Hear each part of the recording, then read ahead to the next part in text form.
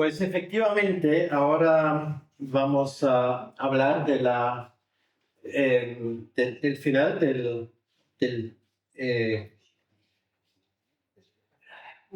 bueno, iba a decir el final del credo de Nicea, pero sería el comienzo del credo de Nicea y el final del concilio.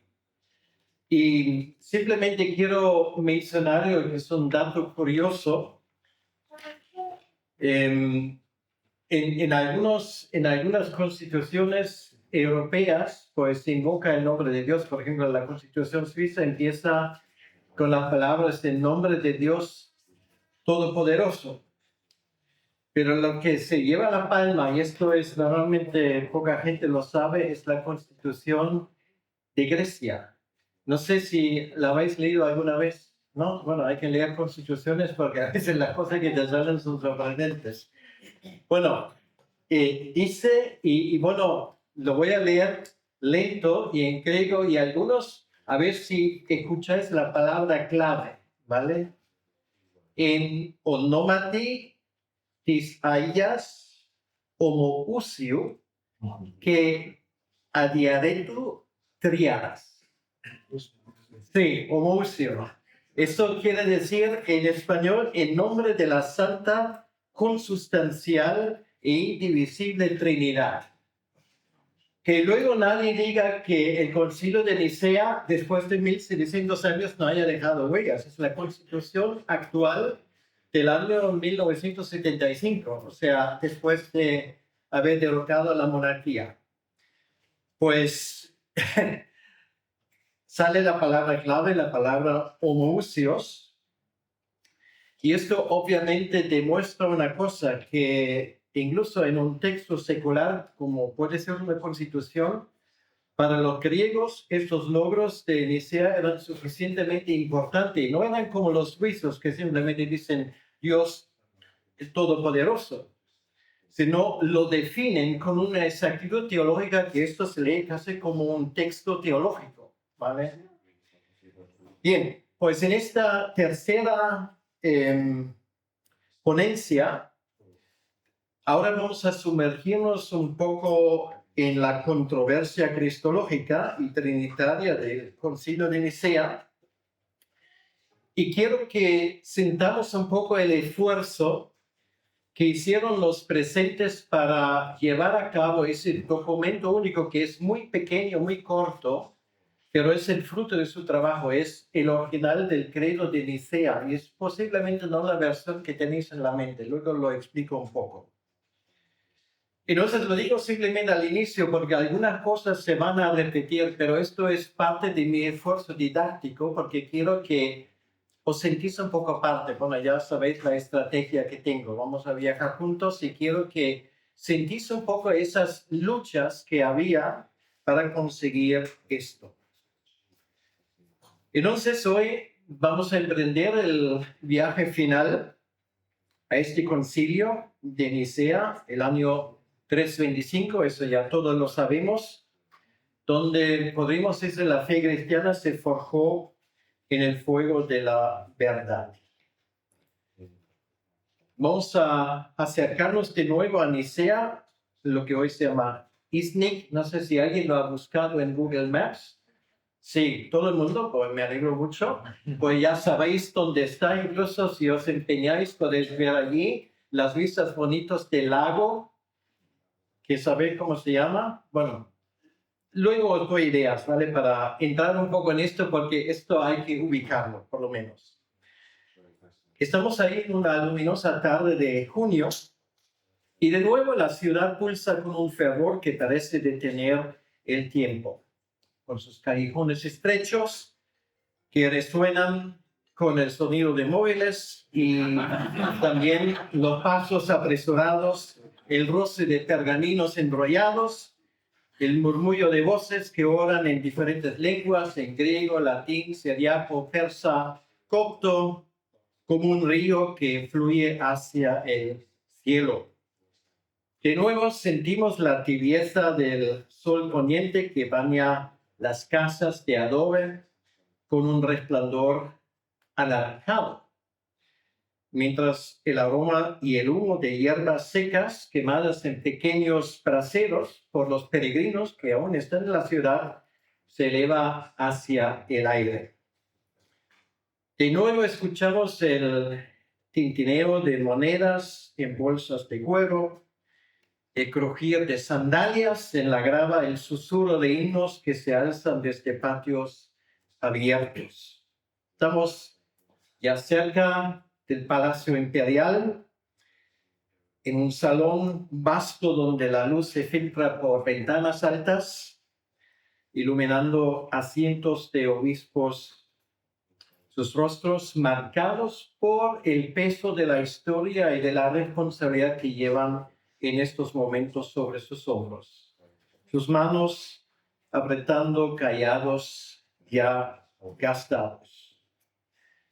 Constantino, el emperador del Imperio Romano, ya de nuevo unificado, en pie, al frente, su figura curtida por batallas y envuelta en un manto sencillo pero regio, alza una mano callosa y declara con voz que resuena como un tambor: os exhorto a que con vuestros esfuerzos conjuntos resolváis estas cuestiones para la gloria de Dios y la unidad de la Iglesia.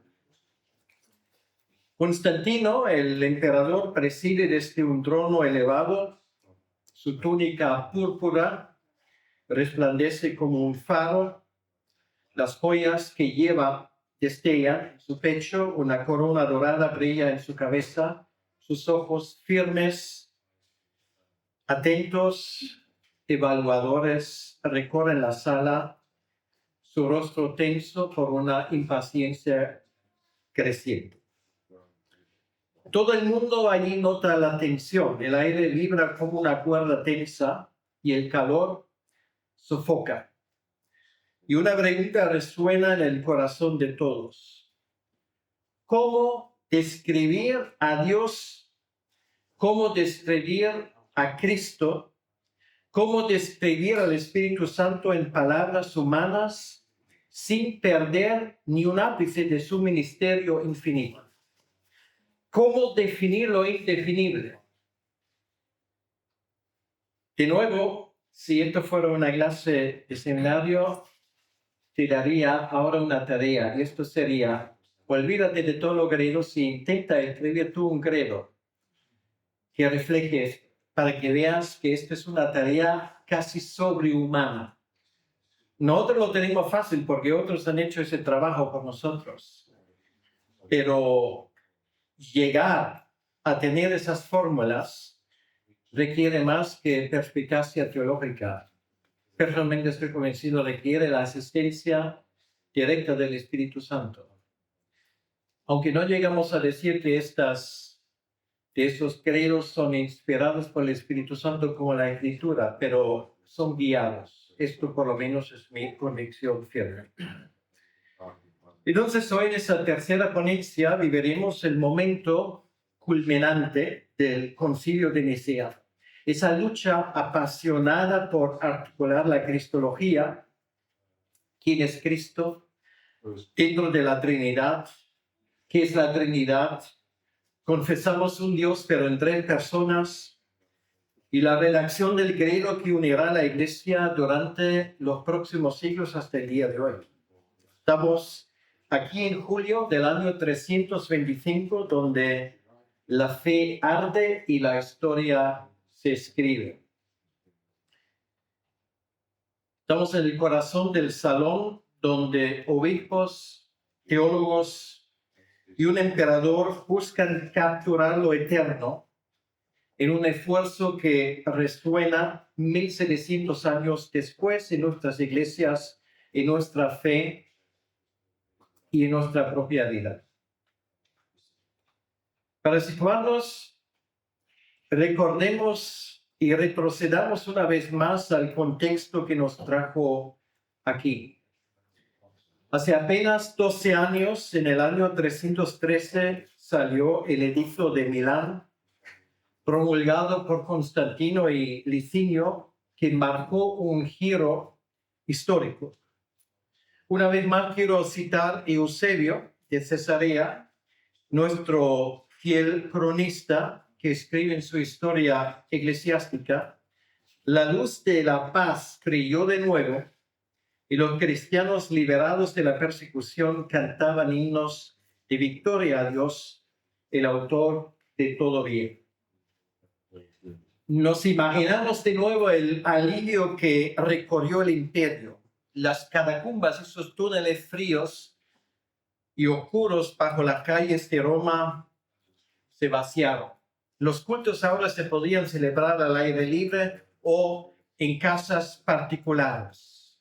Familias que antes oraban en secreto, pequeñas iglesias que tenían que esconderse ante los espías del gobierno, temiendo el eco de botas romanas, ahora alzan de nuevo sus voces en plazas públicas sin miedo a espadas o cadenas. Iglesias humildes, primero de madera con techos simples, luego con piedra o adobe, con cruces, ya en las pequeñas torres que por primera vez están construyendo, dan testimonio de que ahora por primera vez en 3 siglos se respira libertad. Y esto es algo que el que no lo ha vivido, pues difícilmente se imagina lo que esto significa. Si esto lo leyera en Cuba, pues estoy seguro que la gente lo entendería. Pero esta libertad anhelada trajo, como vimos ayer, un desafío inesperado. La persecución había unido a los creyentes en el sufrimiento, en la sangre de los mártires como Perpetua o Pafnucio, cuyas cicatrices contaban historias de fe. La paz, en cambio, ahora los iba a dividir en las ideas, en preguntas profundas sobre la esencia de su fe. Y esa esencia de la fe es Cristo. En Alejandría, un centro vibrante de saber y teología, estalló una disputa que sacudió la iglesia hasta sus cimientos. ¿Quién es Cristo? ¿Es plenamente Dios, eterno, igual al Padre, o es plenamente humano, compartiendo nuestra carne y limitaciones? Y si es ambas cosas, ¿cómo esto se puede compaginar? ¿O es una criatura creado por el Padre, como predica Arrio, ese presbítero carismático, guapo, con sus palabras embaucadores realmente? Esa pregunta no era un juego académico, tocaba el corazón de la salvación. Si Cristo no es divino, ¿puede redimirnos del pecado? Si no es humano, ¿cómo nos puede representar? Sócrates Escolástico, el historiador del siglo V, describe este caos mental y el caos allí en el mismo lugar. Dice: la discordia iniciada por Arrio en Alejandría encendió un fuego que amenazó la unidad de la iglesia, y Constantino, viendo el peligro, convocó el concilio de Nicea para sanar las heridas. Lactancio, un testigo de la era, añade sobre la muerte de los perseguidores, su obra: Constantino, movido por la piedad y el deseo de fortalecer la fe, reunió a los obispos para definir la verdad. Como hemos visto, en mayo del año 325, esos obispos llegan a Nicea, debaten con pasión, como vimos en la ponencia de ayer. Alejandro defendiendo la divinidad eterna de Cristo, Arrio protestándole en la cara, insistiendo en su naturaleza creada, Atanasio alzando su voz joven y feroz. Y ahora en julio, hacia el final, tras semanas de argumentos que resonaron en este salón, los obispos ahora se enfrentan a un desafío mayor.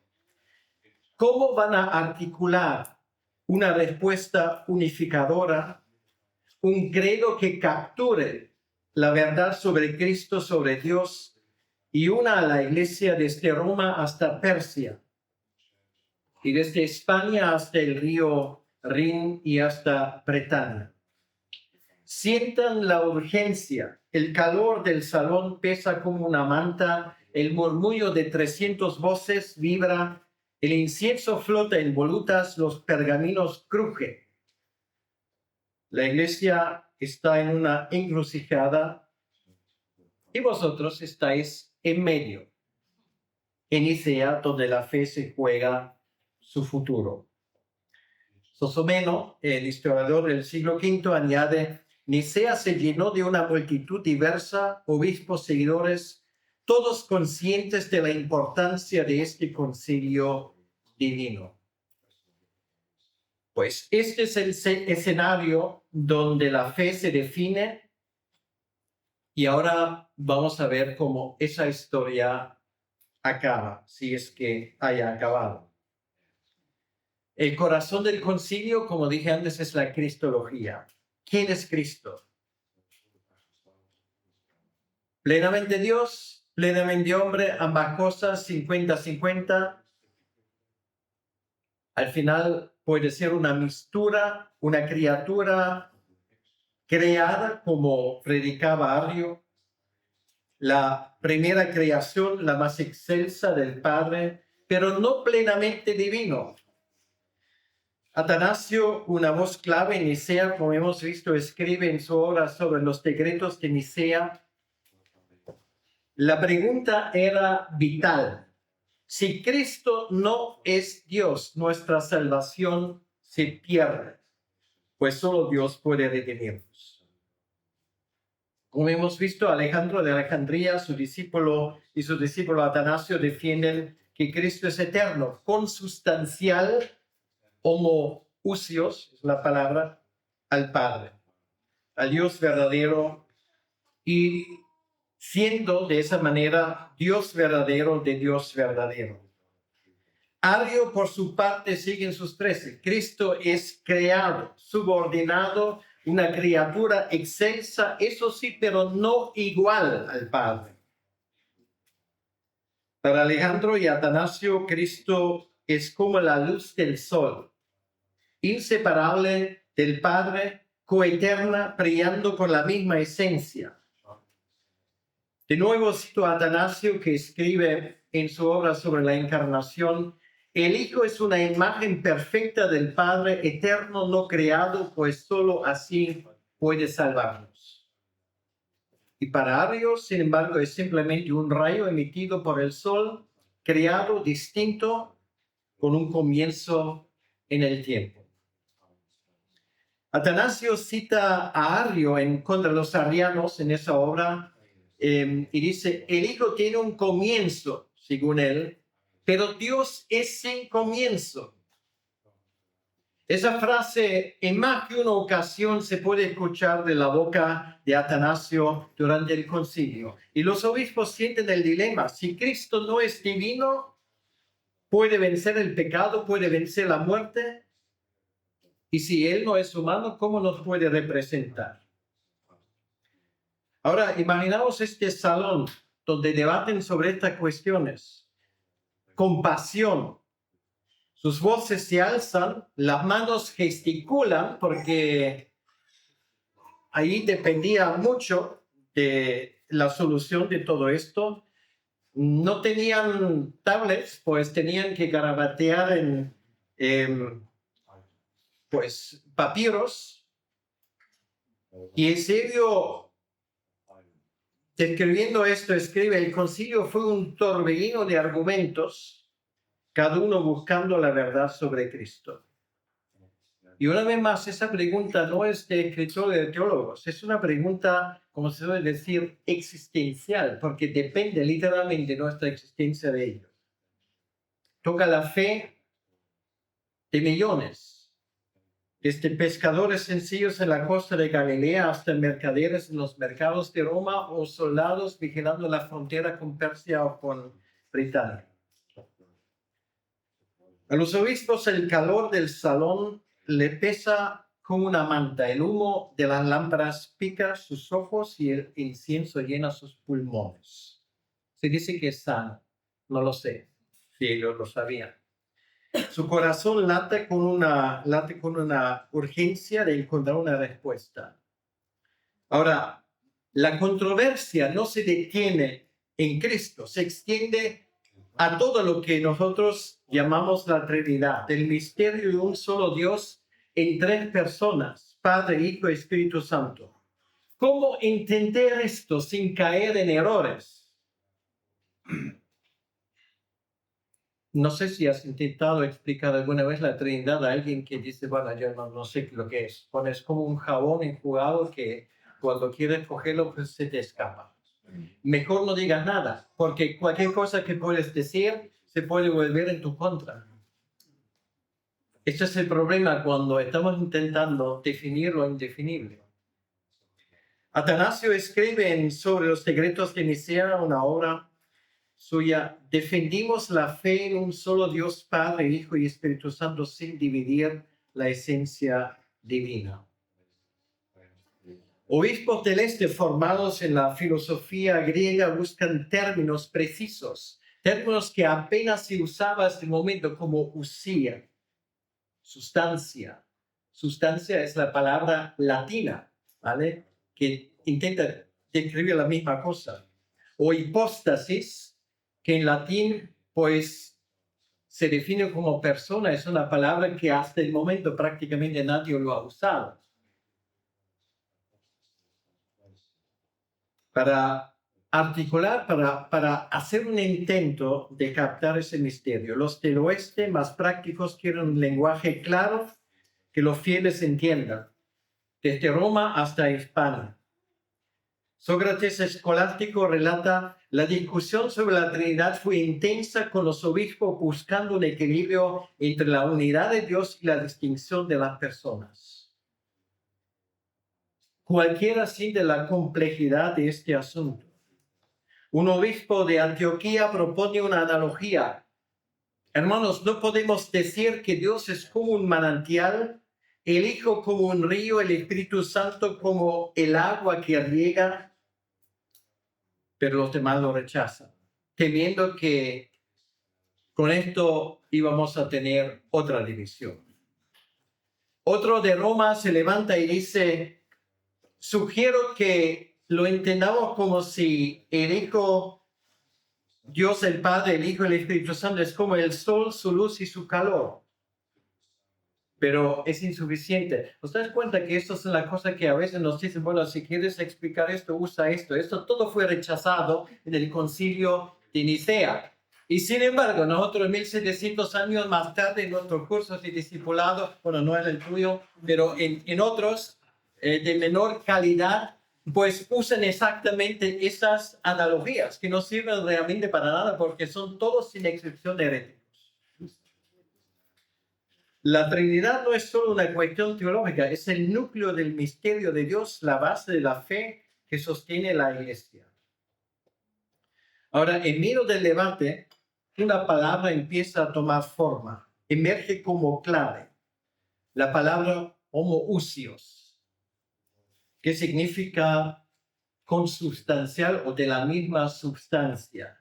Bueno, no os voy a enrollar ahora en debate filosófico de lo que es sustancia, porque vamos a dejar esto. Ahora cuento la historia, el hermano mañana lo va a explicar, pero yo cuento simplemente lo histórico.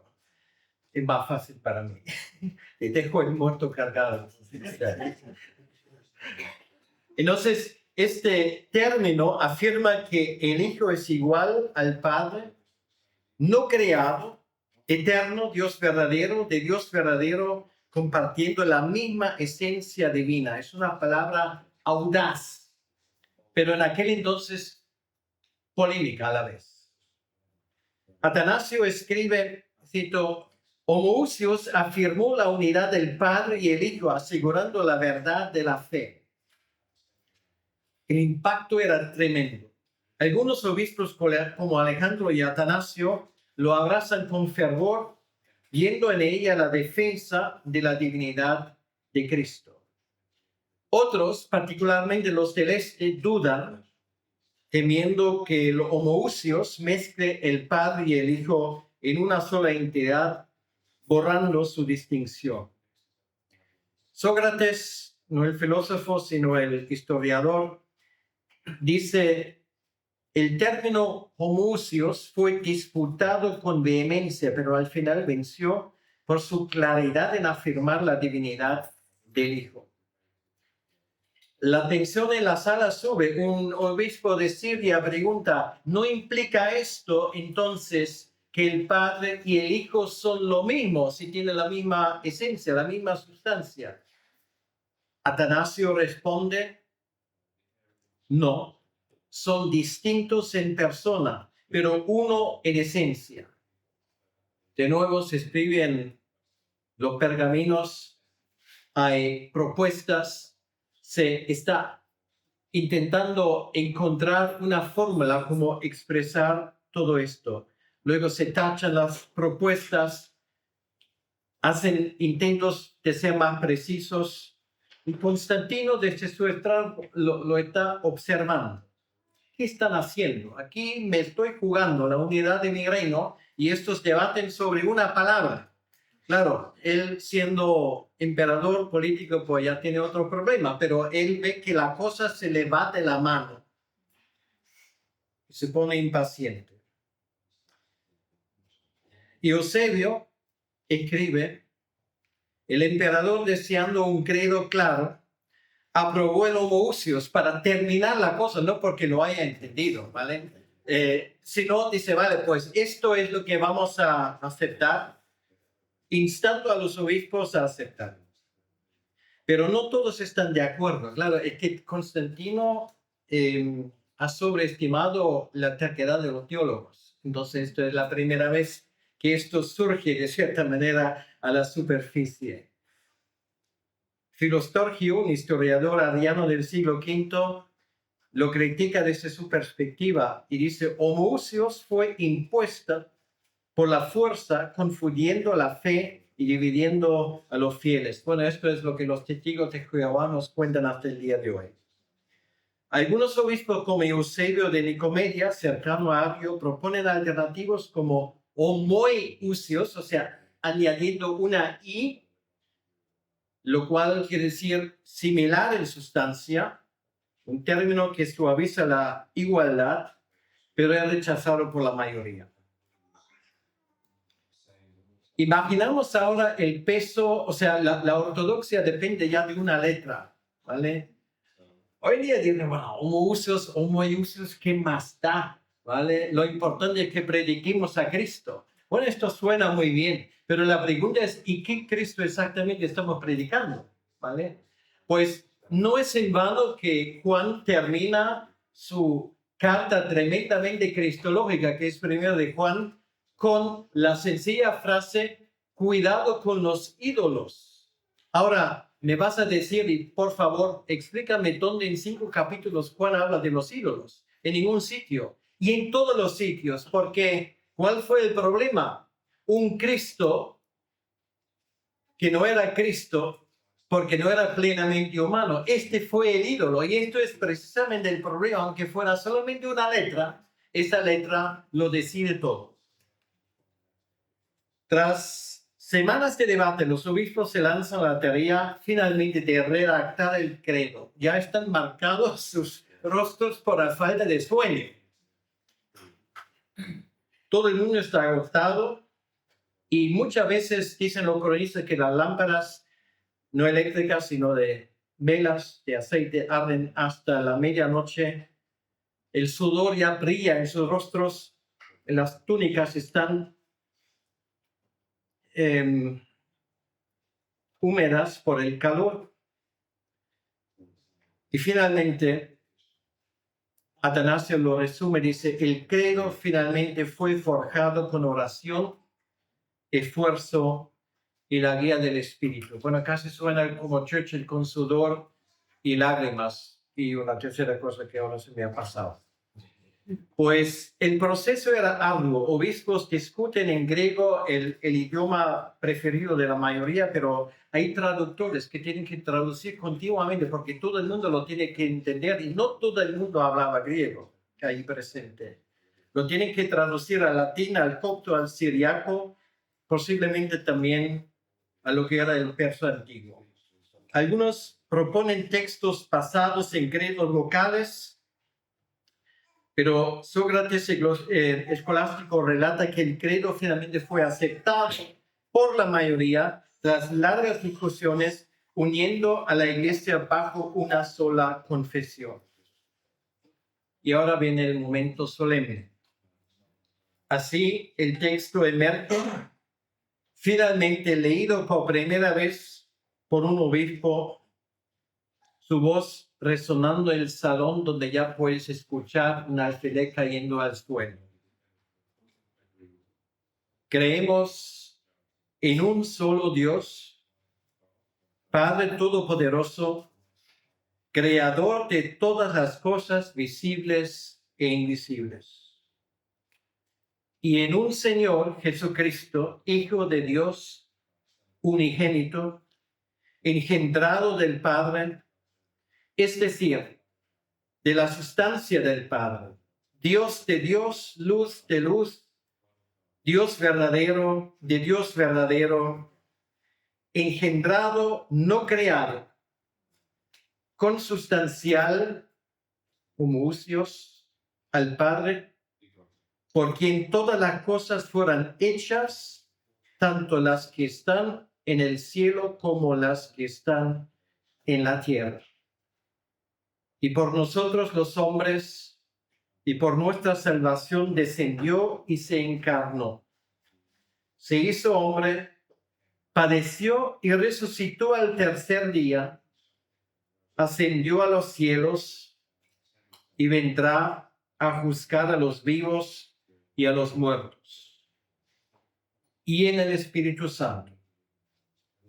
Y a los que dicen que hubo un tiempo en que el Hijo no existía y que antes de ser engendrado no era, y que fue hecho de la nada, y que es de otra sustancia o esencia, o que es creado, o que es mutable o variable, la Iglesia Católica y Apostólica los anatematiza.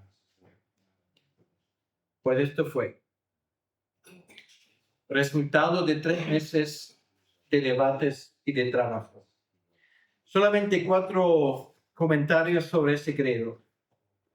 El lenguaje original, obviamente, es el griego, y los términos claves resuenan hasta el día de hoy en cualquier clase de teología o de teología histórica, como por ejemplo el homoousios consustancial, por ejemplo, como en el preámbulo de la Constitución griega.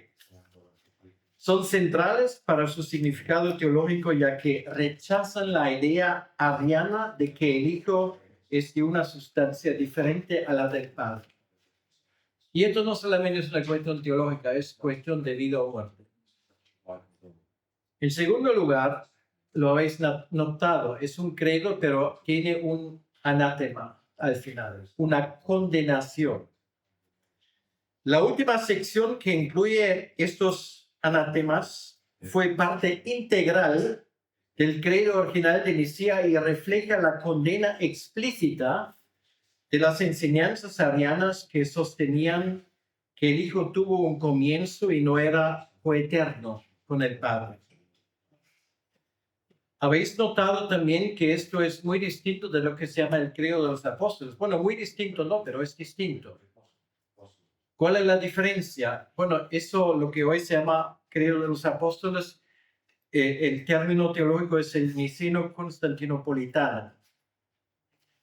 El credo que se usa comúnmente en la liturgia cristiana es una versión ampliada y revisada, conocido como el credo de los apóstoles o el credo niceno-constantinopolitano, que fue aprobado por el concilio de Constantinopla en el año 381, o sea, medio siglo más tarde. Y esto incluye una descripción más detallada del Espíritu Santo, porque aquí solamente dice creemos en el Espíritu Santo, sin definirlo más. El texto que acaba de leer es el texto presentado original del año 325. Y como cuarto punto me va a hacer preguntar las fuentes cuáles son. Pues el texto que acabo de leer se basa en registros históricos preservados en las obras como las de Eusebio de Cesarea y Atanasio de Alejandría, y así como en los documentos conciliares. De esto hay bastante certeza. Nos damos cuenta del peso de esas palabras, engendrado, no creado, que esto refuta directamente a Arrio, afirmando la eternidad de Cristo. De la misma sustancia, el homoousios, que une al Hijo y al Padre en una sola esencia divina. Eusebio escribe, el emperador selló el credo ordenando que se usara en toda iglesia dentro de su imperio.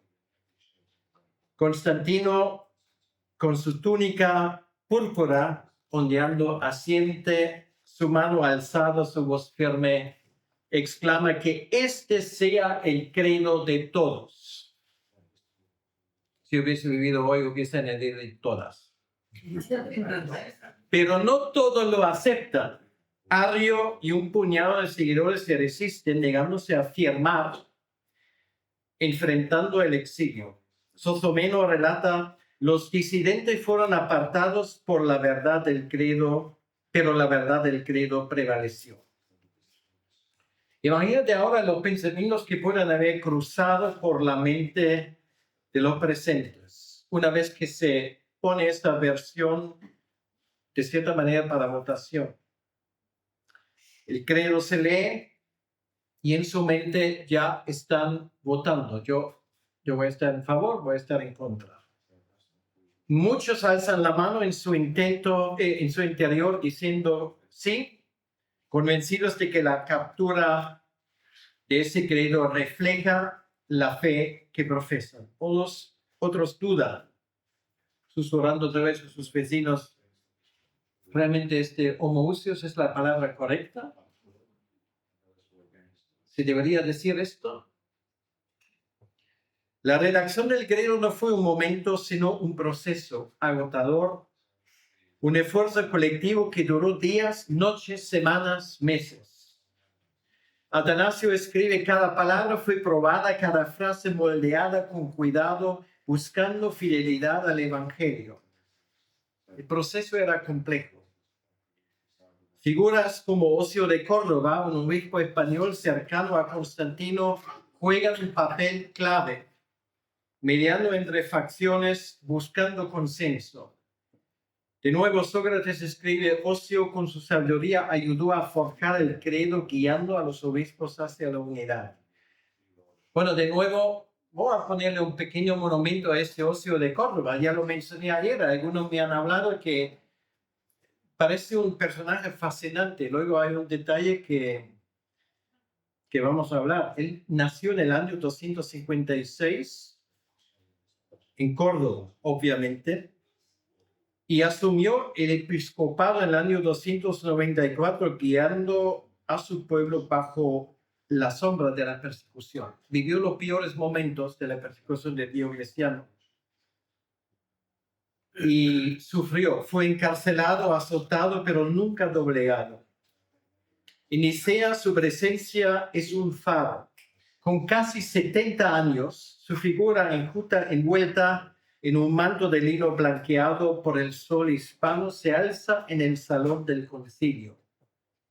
Como consejero de Constantino desde el año 312, Ocio ya había llevado su voz a Alejandría en el año 324, buscando sin éxito reconciliar a Arrio y Alejandro. Esto era un año antes del concilio.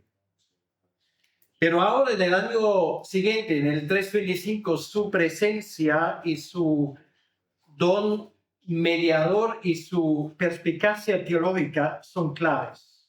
Preside el concilio según la tradición y su ingenio teológico da forma al credo.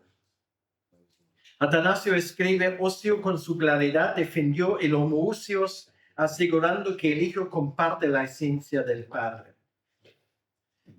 Una anécdota preservada en ecos de la tradición cordobesa pinta su genio pastoral. Se dice que durante un debate acalorado, cuando los arrianos insistían en la creación del Hijo, Ocio, con calma, tomó una vela encendida de un atril cercano. Mirad, dijo, la llama y su luz son una. Así el Padre y el Hijo comparten una sola esencia. Este gesto simple, pero profundo, silencio a los disidentes, cuentan su claridad resonando en el salón. Aunque no documentado por Eusebio, esta historia refleja el carácter de Ocio. Era un pastor, tenía corazón de pastor y con imágenes humildes ilumina lo divino. Su pluma fue clave en el credo, redactando frases que aún recitamos. Por ejemplo, de la misma sustancia que el Padre, se dice que viene precisamente de él. Más allá de Nicea, como dije ayer, Ocio presidió el concilio, bueno, no era un concilio ecuménico, era un concilio local de Sárdica, en el año 343, defendiendo la fe nicena, aunque en el año 357, bajo presión de Constancio II, firmó una fórmula ambigua en sirmio, un error suyo que retractó antes de morir ese año, a los 101 años. Ayer, ¿qué fue exactamente? Pues me recordó de que, a ver, ¿cómo puede ser que este hombre llegó a los 101 años y me quedé porque no había caído en esto, entonces me fui a comprobarlo, porque claro, cualquiera se equivoca pues copiando números, y efectivamente llegó a los 101 años. Un cordobés conocerá la buena dieta mediterránea, el salmorejo, el aceite de oliva. Pues vete tú a saber, pero este hombre realmente pues sobrevive todo, era un todoterreno en todos los sentidos. Ese Ocio para España, un tesoro menos valorado por los evangélicos, infelizmente. La ciudad de Córdoba lo sabe mejor porque celebra su fiesta cada 27 de agosto. A ver si se hace un viaje en común y se hace un culto especial. En agosto en Córdoba es el mejor momento. Pues el credo así nace en este crisol, no como un relámpago, sino como una escultura tallada con esfuerzo, un texto simple en su forma, pero profundo en su verdad. Un milagro de unidad en medio de la diversidad. Pues hablamos un poco, ya vamos terminando, sobre el impacto del credo que une y divide a la vez. El credo de Nicea, una vez redactado, se convierte en un faro para la Iglesia. Es un guía donde puede orientarse cualquiera, pero no apaga todas las llamas.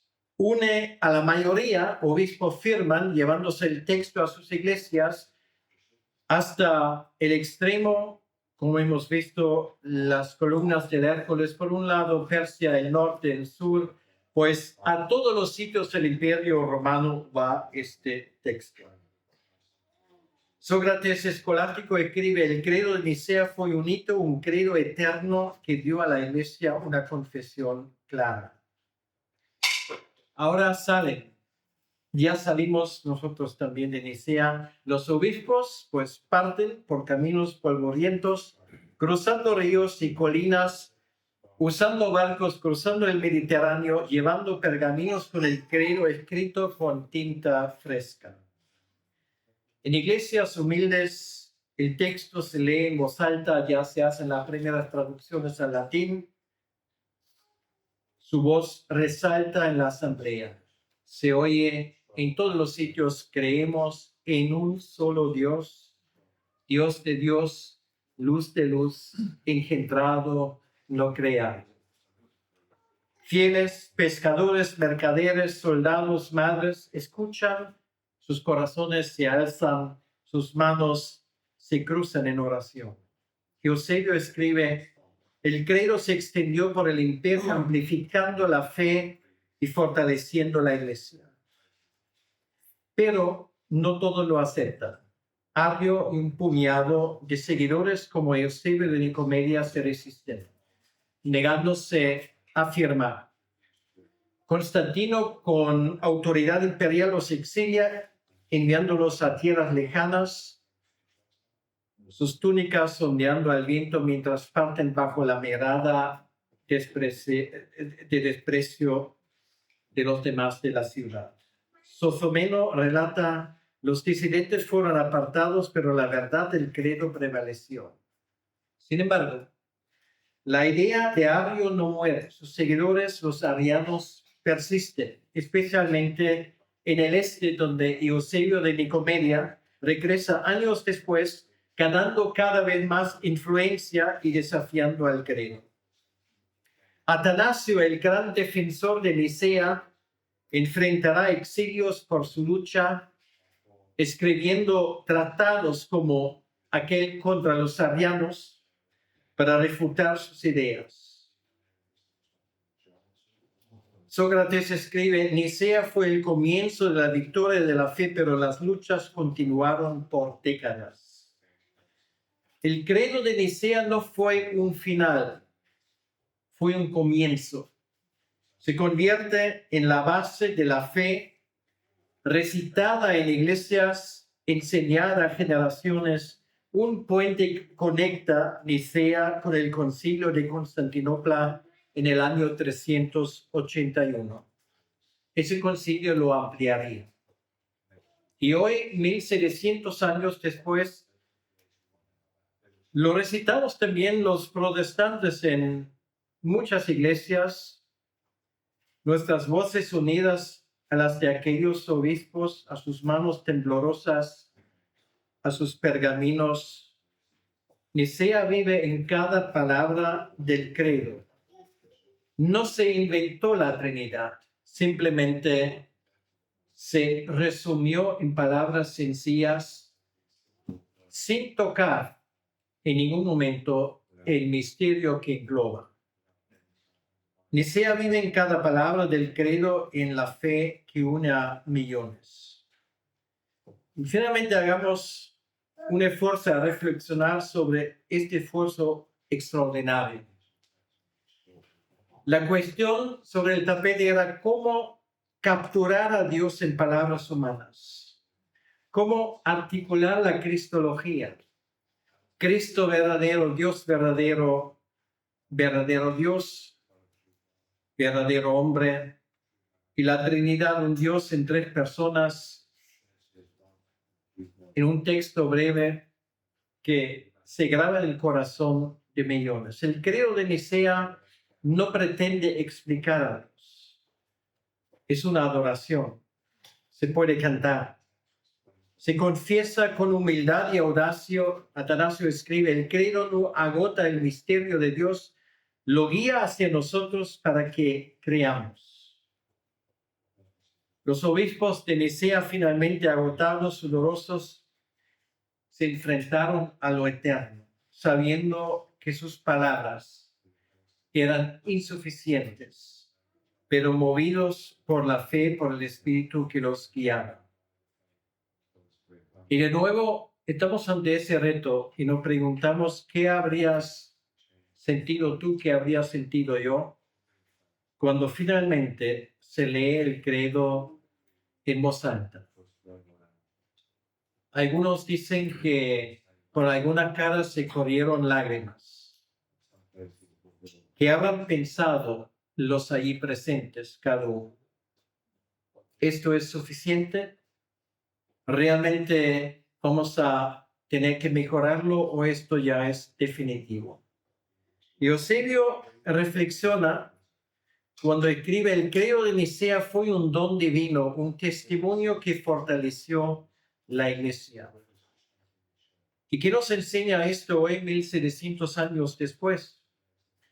pues vivimos en un mundo de preguntas, de muchas imprecisiones teológicas, y estamos asombrados ante el esfuerzo de expresar con claridad y coherencia un concepto que es imposible captar en palabras humanas. Por lo tanto, Nicea debería inspirarnos.